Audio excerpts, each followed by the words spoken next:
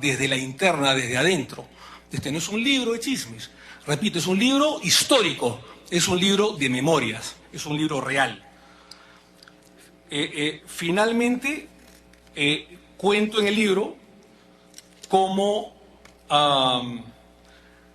la ex primera dama, al deshacerse de los principales colaboradores del expresidente Ollanta, que llegamos en la campaña, comenzaron conmigo, luego Abu Gataz, luego Marisol Espinosa, luego Salomón Lerner, luego la gente cercana a Salomón Lerner, luego el mismo Adrián Villafuerte, luego algunos congresistas de izquierda.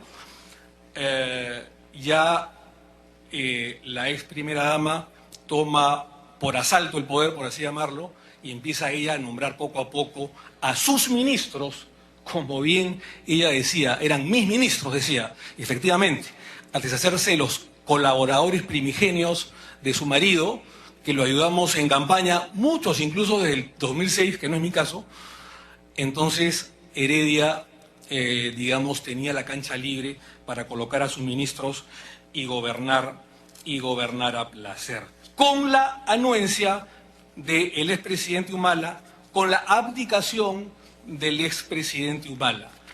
Mi libro, si bien es cierto, no es una denuncia penal, eso lo tendrán que dilucidar los jueces y fiscales y ustedes mismos, por usurpación de funciones, es una demanda política. Es fundamentalmente, como lo he dicho en la parte final de mi obra, una demanda política para que nunca más exista una usurpación de funciones, para que exista un precedente constitucional por parte del Congreso de sancionar, así sea políticamente, si es que esto no prospera en el Poder Judicial, a las personas que usurparon funciones o que permitieron dicha usurpación. Tengo mucho más que hablar, pero sin embargo voy a dar paso, con su venia, al presidente del Congreso, de la Comisión del Congreso de la República y de la Comisión de Fiscalización, el señor Héctor Becerril, a ustedes, porque tengo mucho más que hablar, preguntas concretas que seguramente ustedes harán para poder yo absolverlas. Muchas gracias. Saludamos la presencia del colega Carlos Domínguez, Johnny Lescano, Janet Sánchez y Justiniano Paz, a quienes saludamos. Ofrecemos el uso de la palabra en este estadio. Colega Johnny Lescano, tiene usted el uso de la palabra. Sí. Presidente, yo quisiera hacerle algunas preguntas a nuestro ex colega Omar Checade. Él ha referido que se lleva desamorando, ¿no? Había una desilusión del gobierno de Ollanta Humala y por eso no se denunció todas estas cosas que denuncia en su libro. Pero vemos que se estaban cometiendo delitos y a pesar de eso no hubo ninguna denuncia interna de las personas cercanas al presidente Ollanta Humala. Usted, que es un abogado especialista en derecho penal, no tomó en cuenta esto para denunciarlo oportunamente porque se ha hecho daño al país. Y precisamente esta comisión está investigando delitos de presunta usurpación de funcionarios y otros delitos. ¿Qué pasó ahí? ¿No evaluó bien? ¿Solamente vio la parte política? ¿O qué lo retuvo para no denunciar oportunamente este tipo de actos? Para que responda, señor Marchi. Gracias, presidente. Yo he sido una de las personas, ex colega de Johnny Lescano a través de la presidencia, que hablaba en la interna, y lo digo también en la obra, la gran usurpación, con el expresidente Humala y con la propia señora Nadine Heredia, y les hablaba del tema de la usurpación de funciones.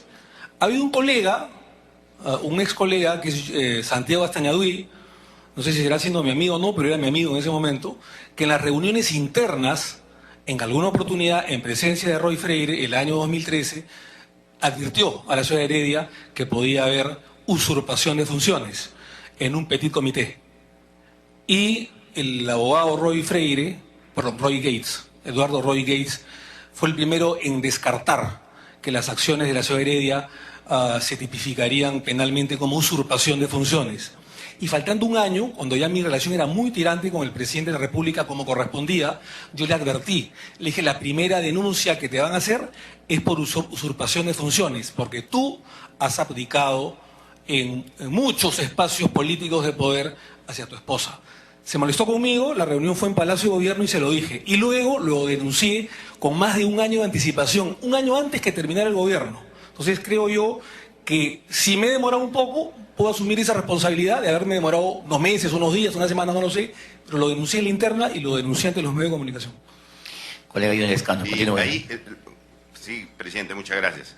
En ese pequeño comité, la reacción del presidente no fue, digamos, una reacción de preocupación o simplemente de tolerancia a las cosas que se estaban haciendo. Bueno, había una opinión legal ahí, pero sí le estaban advirtiendo que había una usurpación de funciones.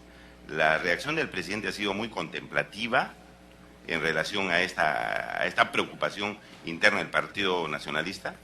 Para que responda, señor Omar Chejade. Como buen militar, no digo que todos sean así, él probablemente, no conmigo, pero con la mayoría de miembros de la bancada, debo decir, y acá hay uno que ha sido Justiniano Pasa, que puede dar fe de alguna manera, si se acuerda de las reuniones de bancada, a veces el expresidente Humala pensaba que se manejaba en el cuartel, ¿no es cierto? Es decir, que sus afirmaciones o sus instrucciones eran órdenes, digamos, intachables, y cualquier opinión en contrario, él podía molestarse porque sus subalternos o subordinados no le hacían caso. Y a las personas que, más allá de las amistades que tú hubiera podido tener, se osaban de alguna manera a poder criticar o discrepar, poco a poco eran apartados del partido, apartados de ciertas comisiones o de ciertos puestos importantes o de ciertos puestos expectaticios. Eso era lo que sucedía.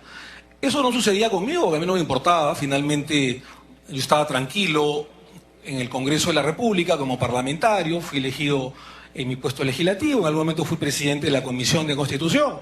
Yo me acuerdo que alguna vez, y me acuerdo perfectamente, cuando se discutía el tema de la sentencia Tineo Cabrera para involucrar al expresidente Alan García en el tema de la megacomisión, yo señalé autónomamente, y le constará al congresista Mulder, que las decisiones que se pudiesen tomar como sentencias en el Tribunal Constitucional sí afectaban la supuesta independencia del Congreso de la República y que las sentencias tenían que acatarse y que por lo tanto el debido proceso funcionaba tanto en fuero judicial como en fuero legislativo y que el Congreso de la República no podía ser una isla.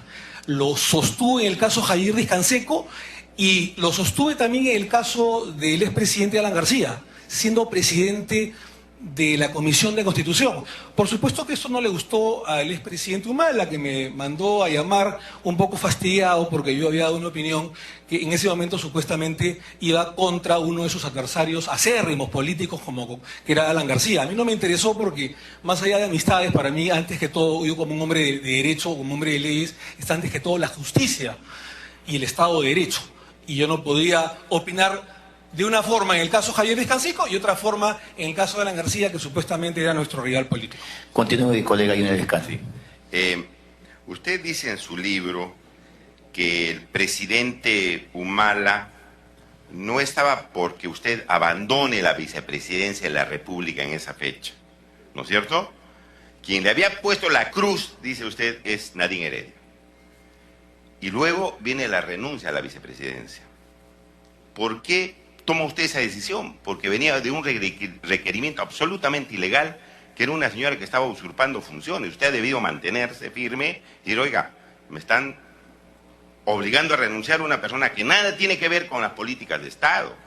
No tiene autoridad para esto. ¿Por qué se anima usted a renunciar, a pedir una persona que no tenía por qué meterse en este tipo de actos? Porque, sí, para que responda el señor Omar Chejade. Buena pregunta, le agradezco, congresista, porque era un chantaje y de por medio estaba mi familia. Yo estaba sufriendo un acoso permanente y de por medio estaba mi tranquilidad y mi familia.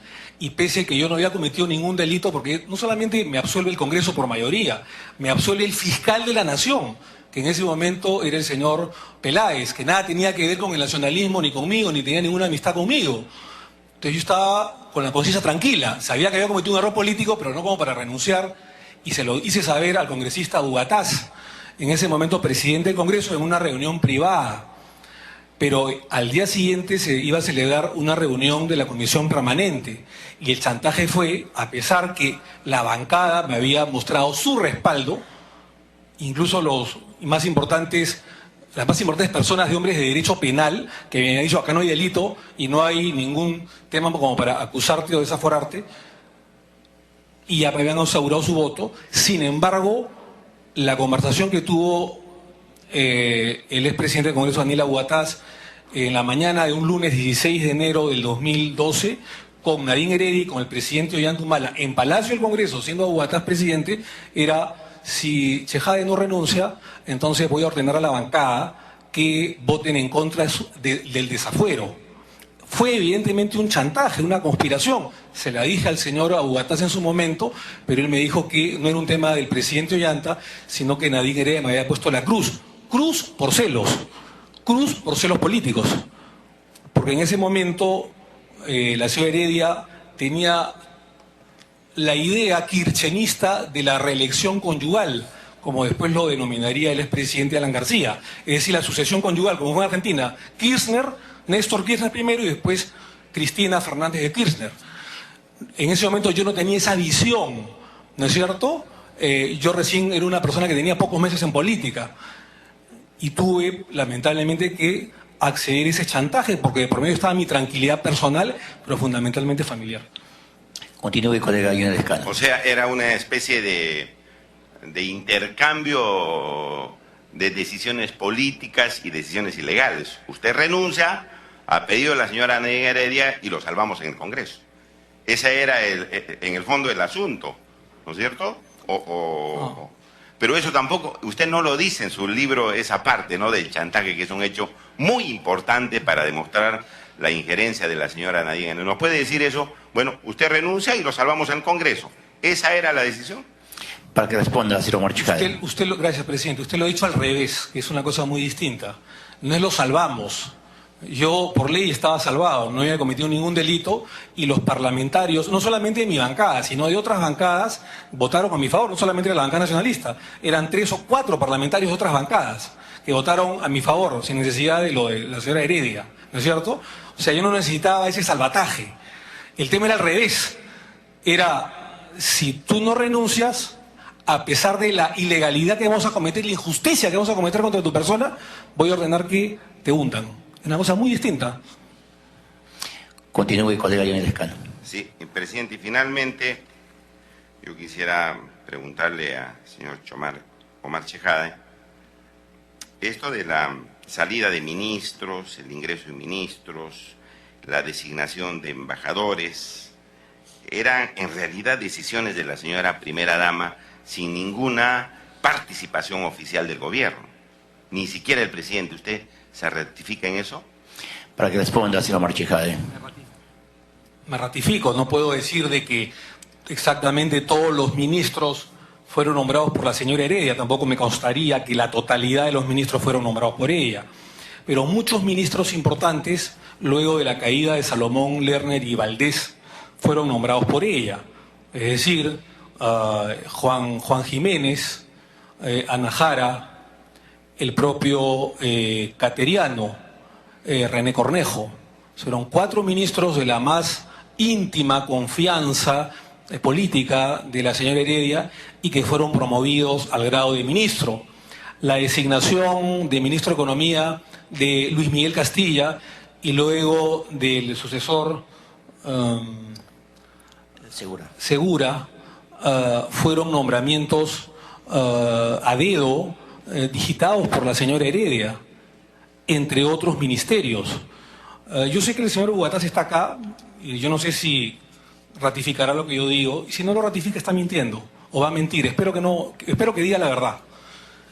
Aquel 16 de enero, en un restaurante sanisidrino, en un almuerzo que él me invita, justamente para ver este tema del chantaje de la señora Heredia y mi renuncia a la vicepresidencia, cuando yo le digo justamente lo que el congresista Lescano señala, ¿yo por qué tengo que obedecer a una persona que no ha sido elegida por el pueblo? Porque en ese momento yo no tenía, digamos, la visión de que la señora Heredia era la que tomaba las decisiones. yo le digo, yo no voy a renunciar, quiero hablar con Ollanta. No, Ollanta no te va a contestar el teléfono, me dice Aguataz. Pero Ollanta es el presidente de la República, le digo. Y él se sonríe y me dice, ¿en qué país vives? Lo comento en el libro, ¿no es cierto? En lo que existe el día de hoy era el séptimo mes de gobierno. Y él era el presidente del Congreso. Lo que existe en el Perú de hoy, el Perú de facto, es un cogobierno. Un cogobierno. Mientras Ollanta Humala dirige la Seguridad Ciudadana, el Ministerio del Interior, el Ministerio de Defensa, las Fuerzas Armadas, que es su especialidad, Nadine dirige y gobierna en todos los demás ministerios, de la producción, los temas sociales, el Ministerio de Economía, el Ministerio de Justicia, todos los ministerios eran gobernados por Nadine, excepto lo de las Fuerzas Armadas y Policiales, que los dirigía Humala. Existe un cogobierno. En ese momento yo dudé, pensé que era una exageración de Daniel Aguataz. El tiempo finalmente, lamentablemente, le daría la razón. Pero ese es un proceso en el que yo voy, eso dándome cuenta que en el transcurso del tiempo, al segundo o al tercer año, poco a poco, al ver la interna y al tener acceso como vocero de la bancada, pese a mis críticas internas, como correspondía, y mis críticas eran internas, y luego ya pasé como crítico en los medios de comunicación, incluso escribiendo un libro, cosa que nadie de la bancada se atrevió a hacer. Yo creo modesta parte, tuve la valentía de hacerlo cuando éramos gobierno, o cuando el presidente de la República, Ollanta Humala, era gobierno. Me enfrenté a él. Yo no esperé que terminara su gobierno y después de un año escribir un libro. Lo hice un año antes. Y mis críticas fueron un año antes. Continúe, colega Johnny Lescano. Una pregunta final sobre temas, presidente, al congresista Omar Chejade. Este asunto de la hoja de ruta fue decisión, digamos, de quienes debían proponer al pueblo peruano una propuesta política, o también fue un asunto de la señora Nadine Heredia. Y en segundo lugar, había una propuesta importante para la situación del transporte aéreo, que era la línea aérea de bandera, que el presidente lo propuso, y después dieron marcha atrás. En esta decisión de dar marcha atrás en esta propuesta que era importante, ¿estuvo la mano la señora Nadine Heredia o en otros temas además? Para que responda el señor Machijade. Sobre la segunda pregunta de la línea de bandera, desconozco. Lo único que sé es que efectivamente hubo esa propuesta, luego se vino abajo. Desconozco los motivos o las motivaciones. Entiendo que el expresidente Humala cambió no ideología, sino de centro ideológico, de espacio ideológico, ¿no es cierto?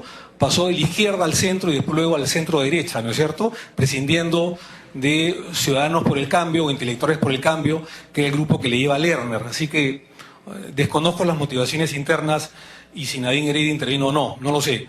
Lo que sí puedo decir es que en el tema de la hoja de ruta, Nadine Heredia no intervino, ¿no?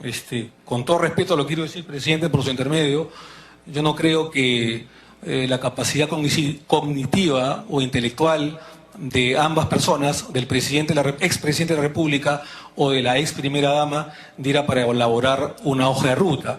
Esa hoja de ruta se elabora con el liderazgo de Salomón Lerner, que a todos nos pareció bien, había que ayornar, que mejorar la gran transformación, porque en la segunda vuelta no íbamos a ganar con la gran transformación, y es Salomón Lerner, como lo explico en el libro, el que aglutina a muchos intelectuales y técnicos que no habían votado por nosotros en primera vuelta y que venían de un centro-izquierda, fundamentalmente el grupo de Perú Posible, de Toledo, entre otras instituciones o otras bancadas u otros partidos. Pero básicamente quien lidera eso era, o fue Salomón Lerner, ¿no?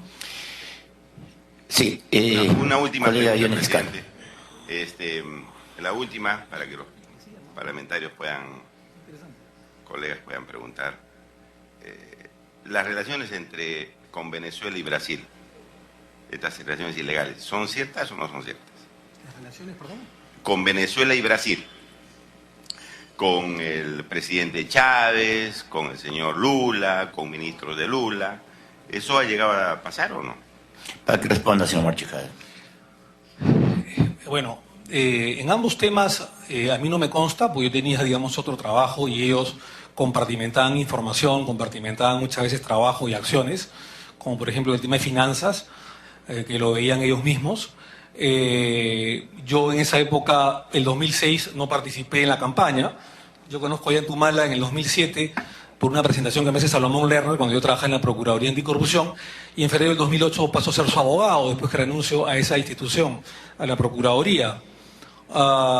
Entonces, mi opinión, digamos, en ese aspecto sería subjetiva, dado a los comentarios de los medios de comunicación.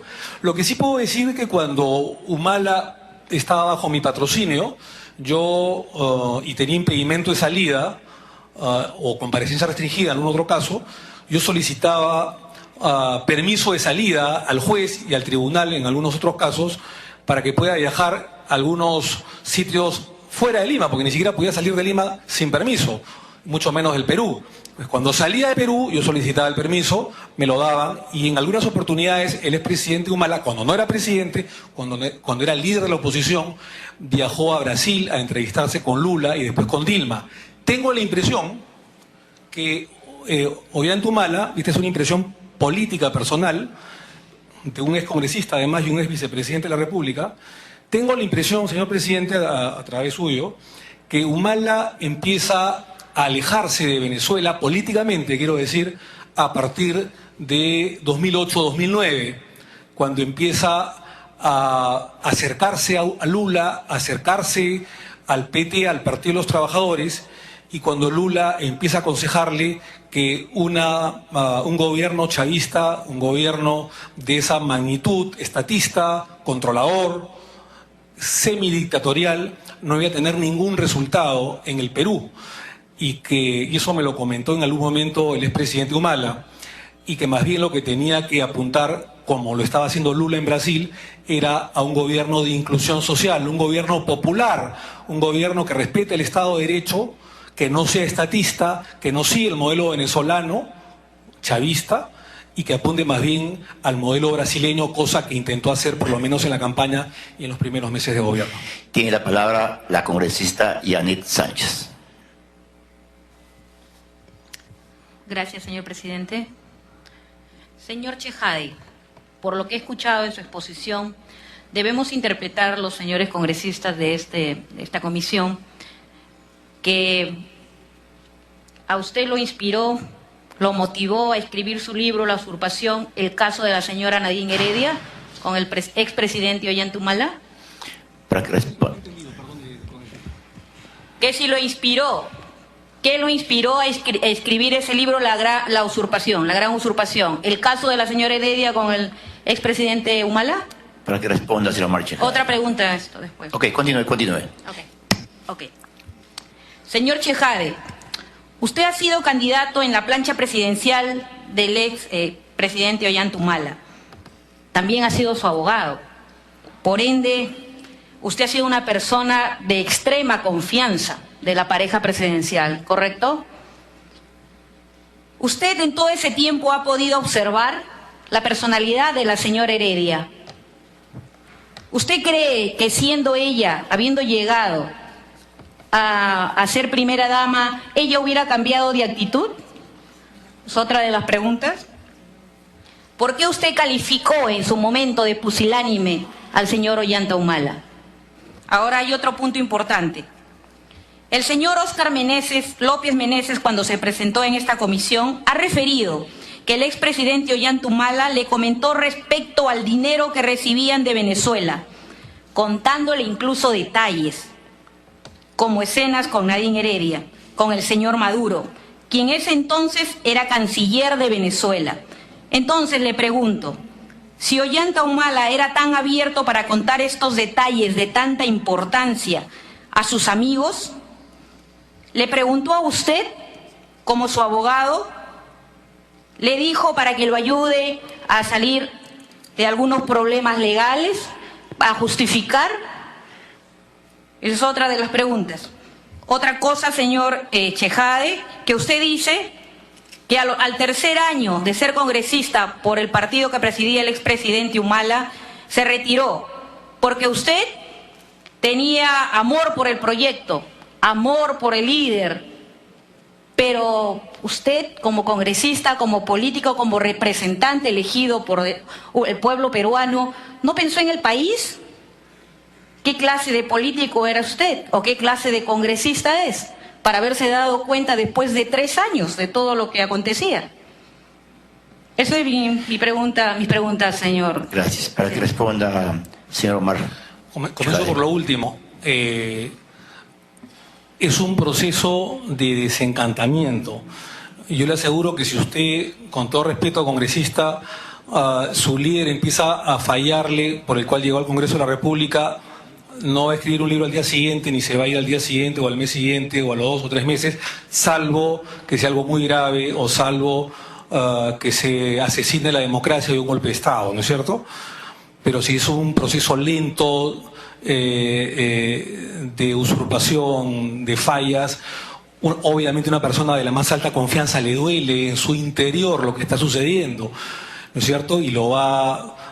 Uno se pregunta en ese momento, yo creo que en la interna voy a poder solucionarlo, creo que voy a ser una voz discrepante desde la interna. Y esa fue de alguna manera la estrategia que tuvimos, no solamente yo, varios, incluyendo el congresista Justiniano Pasa, que está acá en esta comisión, que era parte de la bancada nacionalista y que también renunció, me parece que al 3er año. Y obviamente nadie puede dudar de las calidades morales y éticas del señor Justiniano Pasa, ¿no es cierto? Más bien nosotros hemos tenido la valentía de denunciar y de publicar cuando todavía el gobierno no había acabado, con 1 año y medio de anticipación. Así que creo que ese tema ya está bastante aclarado. En el tema de... en el tema sobre que yo era una persona muy cercana al expresidente Humala, ¿sí? Era un hombre muy cercano a la pareja antes que sean gobierno desde el 2008, los veía casi todos los días en el partido, cuando él era líder de la oposición. Hemos sufrido, entre comillas, pellejerías, porque a él lo han estado por detener más de una vez. Si no hubiera sido por nuestras defensas exitosas, él no hubiera sido presidente de la República, ni siquiera hubiera podido postular, ya que fue librado de manera justa, de manera legal, en el tema Madre Mía, en el tema de Andahuaylas, en el tema de lavado de activos, en el caso de su esposa, a la que también defendí, y otras denuncias menores que iban ingresando en el Ministerio Público. Es decir, hemos tenido una defensa exitosa y por ese lado nos hemos a veces amanecido o hemos tenido sábados y domingos que hemos trabajado en el partido donde estaba su oficina. Pero yo no veía con él en esos momentos temas políticos, yo veía con él temas jurídicos, temas legales. Los temas políticos, y está el señor Abugataz, que me va a suceder en esta testimonial, digamos, podrá señalar qué sucedió durante esos años. Yo me inmiscuyo en los temas políticos en el finales del 2010 y fundamentalmente cuando comienza la campaña en el 2011, cuando soy candidato a la vicepresidencia de la República y al Congreso de la República. Por lo tanto, ellos no iban a ser tan bobos de comentarme si habían recibido dinero de Venezuela. Es más, me lo negaron porque yo defendí a la señora Heredia en la primera denuncia de lavado de activos, denuncia que fue archivada en 2 instancias, el 2009 y el 2010, por 2 fiscales de apellido Castañeda, valga la redundancia y la casualidad.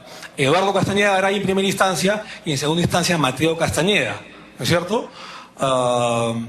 Y eran denuncias por supuestas consultorías en la que ella habría comprado su casa de donde vive el día de hoy al costado de la de sus suegros, donde vivía anteriormente, por un valor casi de $215.000.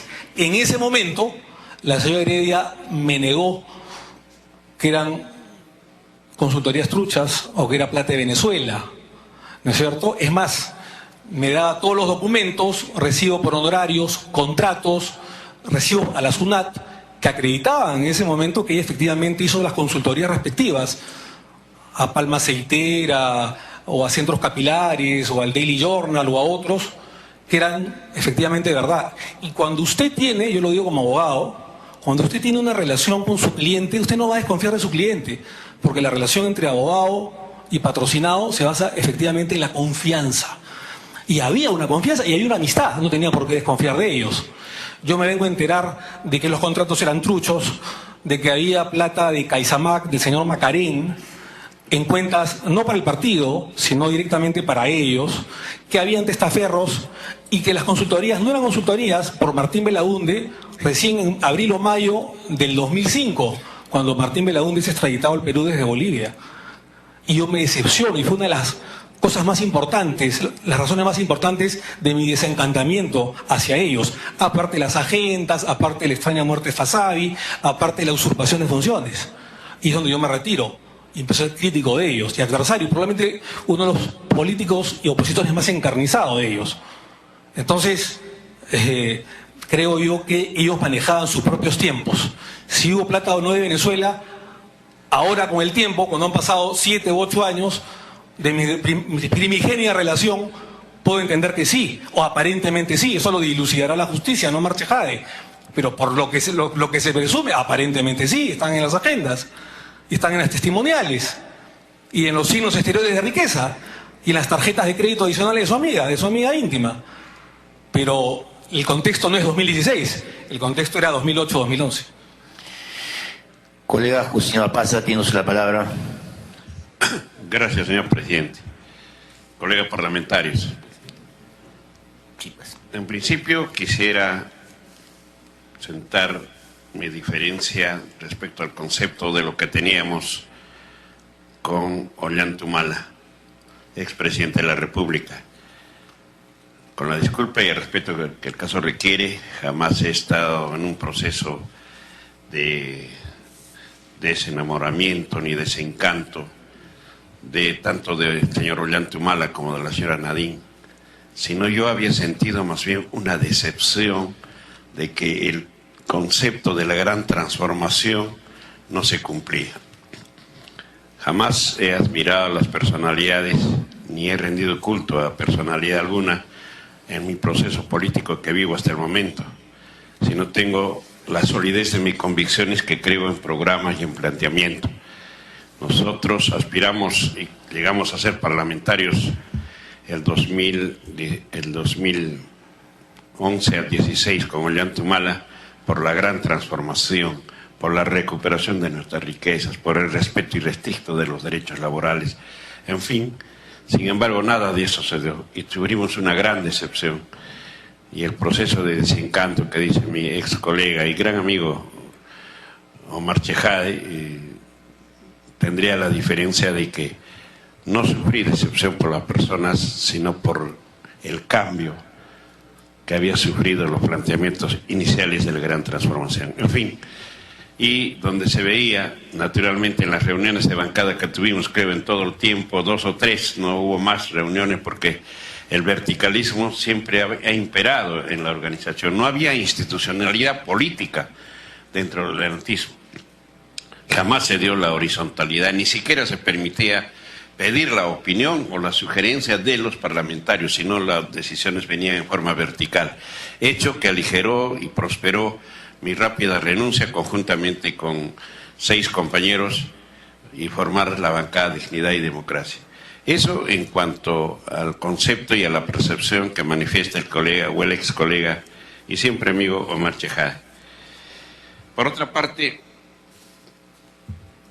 por intermedio de usted, señor presidente, lógicamente, señor Chejade, su libro es referencia, es elemental referente para hacer algunas inquietudes. Quisiera que usted nos manifieste por intermedio del señor presidente cuándo y en qué fecha, en qué circunstancia fundamentalmente conoce a Ollanta Humala y su esposa Nadine Heredia. ¿Esto por qué? Le hago la pregunta porque usted ha manifestado que la amistad era horizontal con ellos, pero no nos ha especificado hasta el momento cuál fue, en qué circunstancia, qué lo llevó, quién lo presentó, cómo se conoció con Ollanta Humala. ¿Fue algo circunstancial? ¿Fue de repente por coincidir en ideas o simplemente por aspectos de negocio de que usted fue, profesionalismo en el que usted era su defensor y ellos lo defendidos? Una pregunta. La segunda pregunta sería: ¿en qué momento y a iniciativa de quién es que le proponen y lo incorporan en la plancha de candidato a la vicepresidencia? ¿Quién lo sugiere? ¿Usted lo solicita, se lo ofrece o tal vez ya imperaba la decisión de Nadine, de la señora Nadine, y podría decir tal vez fue a sugerencia de ella. Dos preguntas y una tercera que después lo voy a hacer. Para que responda, señor Omar Chejade Moya. Gracias, presidente. Bueno, lo comento en el libro, ¿no? Yo lo conozco el año 2007, a mediados del 2007 o a comienzos del 2007. Yo trabajé en la Procuraduría Anticorrupción 3 años, entre el 2005 al 2008. A mediados del 2006, luego de la asunción del gobierno del expresidente Alan García, fui nombrado como jefe de extradiciones de la Procuraduría Anticorrupción. Tuve un ascenso. Hubo muchos procuradores que renunciaron a su cargo, entre ellos Antonio Maldonado Paredes, porque se decía que el gobierno de ese momento, el gobierno aprista, no iba a apoyar la extradición del expresidente Alberto Fujimori, porque en ese momento había una alianza en el Congreso entre fujimoristas y apristas para darle gobernabilidad al país. Ese es un tema anecdótico, no lo voy a comentar. Y renunciaron varios procuradores, y en ese momento yo fui ascendido como jefe de extradiciones de la Procuraduría Anticorrupción, encargado específicamente, o fundamentalmente, no solamente él, de la extradición de Alberto Fujimori al país. Yo era amigo de Salomón Lerner, y es Salomón Lerner quien me presenta a Ollanta Y en ese momento, yo como hombre de leyes también sé que una extradición no solamente se maneja de manera jurídica, sí, el basamento jurídico, ¿cómo no? Si no existen los principios constitucionales y extradicionales, la doble incriminación, la reciprocidad, que no sea cosa juzgada, que no sea un delito político, etcétera, etcétera, entonces obviamente no se puede solicitar un pedido de extradición a otro país. Es evidente que la extradición es fundamentalmente jurídica, pero también tiene un lado político, de sensibilidad y también un lado mediático. Y en ese momento, Ollanta Humala era líder de la oposición, líder del expresidente Alan García, líder político de la oposición contra Alan García Pérez. Y en ese momento, Salomón Lerner me presenta, yo siendo abogado de la Procuraduría, al líder de la oposición, Ollanta Humala. Y como lo comento en el libro, había una estrategia de que Humala salir en los medios de comunicación a exigir la extradición de Alberto Fujimori, que en ese momento se encontraba en Chile, exigirle al gobierno aprista, al gobierno de Alan García. Fueron reuniones en probablemente 2 oportunidades en la propia casa del señor Salomón Lerner. Luego lo vi a Ollanta en algunos sets de televisión en el año 2007, y esa fue, digamos, mi primigenia relación en el 2007. Luego, ya el 2008, en febrero, luego que se consigue la exitosa extradición de Alberto Fujimori al Perú, yo renuncio a la Procuraduría en febrero del 2008, a los pocos meses de la venida de Fujimori, y Lerner me propone ser el abogado de Ollanta Humala, ya que en ese momento él había sido, en el caso Andahuaylazo, convertido ilegalmente de testigo a acusado, sin poder defenderse y sin poder interponer recursos legales, digamos, o jurídicos en el proceso. Bueno, después lo sacamos con un famoso habeas corpus y luego con un proceso penal.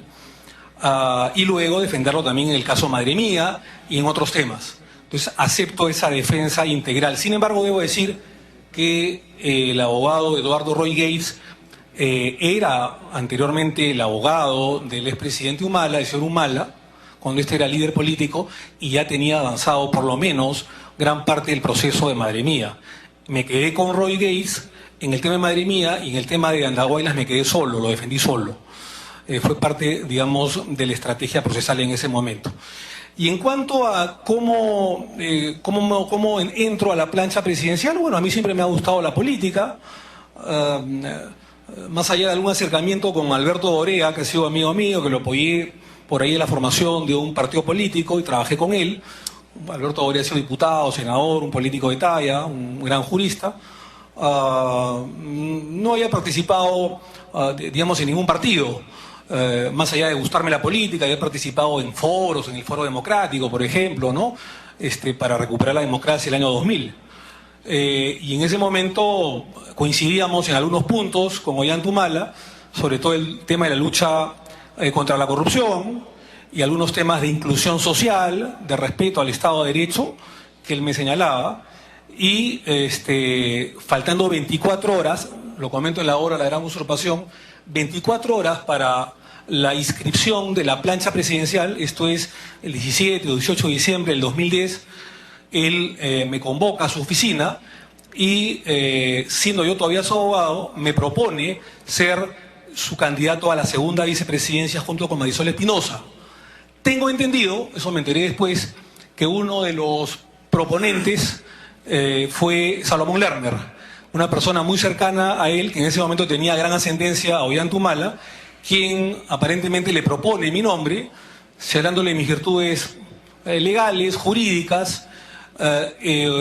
Fue también, como lo comento en el libro, también una estrategia, porque yo había seguido todo el proceso anticorrupción contra el gobierno de la década del 90, y Ollantumala sabía o sospechaba que podía competir contra Keiko Fujimori en segunda vuelta, cosa que se dio.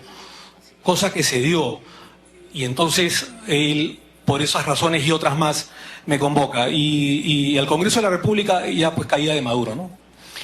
Colega Mauricio Müller, tiene uso de la palabra. Todavía no he terminado, señor presidente. Me permito. Una interrupción en todo caso, colega Justino Pasa. Sí, para terminar brevemente. Señor presidente, por su intermedio al señor Tejade, usted en su intervención de hace unos minutos nos dice de que siendo procurador de la República, tenía reuniones con el señor Ollanta en su casa.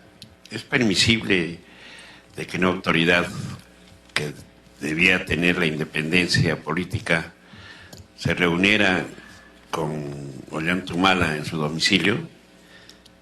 Y por otra parte, en la página 189, de su libro también nos manifiesta de que cuando nuestro ex colega, también el señor Abugataz, le manifiesta de que la que dispone sobre la cuestión económica, etcétera, tal como usted lo ha manifestado, disponía Nadine Heredia, y lo administrativo y lo secundario era para Ollantumala, en este cogobierno, como usted le llama.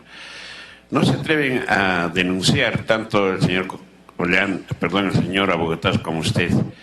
¿Fue por temor, de repente, miedo al chantaje, o es que era el enamoramiento continuaba por la persona de Nadine Heredia? Saludamos la presencia del colega Preci Alcalá y Roberto Vieira, para que responda el señor Omar Chejade. A ver, gracias por la primera pregunta. También le he dicho en el libro, primero que como procurador del Estado, como abogado de la Procuraduría, yo no tenía ningún impedimento, según una normatividad, de reunirme con cualquier persona, siempre que sea un fin lícito, y la extradición era un fin lícito, ¿no es cierto? Y no solamente me reuní con el señor Salomón Lerner y con Ollantumala. En Chile, lo comento en el libro, me reuní con Camilo Escalona, que en ese momento era senador chileno, una persona muy influente con la expresidenta, Bachelet, hoy otra vez presidenta de la República Hermana de Chile, líder del Partido Socialista, presidente del Partido Socialista, y me reuní con otros senadores en Chile y otros diputados en Chile para exigir la extradición del expresidente Fujimori. Era una causa justa, y si por una causa justa, por una causa legal, me hubiera tenido que reunir con el diablo, me hubiera reunido con el diablo. Entonces, creo yo, señor, que he actuado con total legalidad por una causa absolutamente injusta que la justicia internacional y nacional lo ha reconocido, y no me arrepiento de haberlo hecho, porque además tuvimos éxito de manera legal. Y en segundo lugar, sobre el segundo tema la pregunta era ¿sobre qué? Ok, está bien. Colega Mauricio Müller, tiene la palabra. Sobre el desencantamiento, Colega Mauricio Müller. Sí, A ver, perdón, el que dirige cada sesión soy yo, ¿correcto? Perfecto. Simplemente pues es la precisión. A ver, correcto, haga la precisión, por favor. Y la segunda pregunta, ya la tengo. Y la segunda Presidente. A ver, por favor, a ver. La segunda pregunta era que por... Permítame, por favor, colega. A ver, el que conduce soy yo y hay que respetar a los demás colegas. Si hay una precisión, por medio de la presidencia, por favor. Colega José Pasa, tiene usted uso de la palabra. Siempre he respetado la investidura del presidente desde muchos años atrás, pero gracias por la aclaración. Con el respeto a la presidencia por su intermedio, la última pregunta era simple. Era que después de la conversación que tienen con el señor Abugataz, no hacen la denuncia pública como se hizo últimamente. ¿Era por temor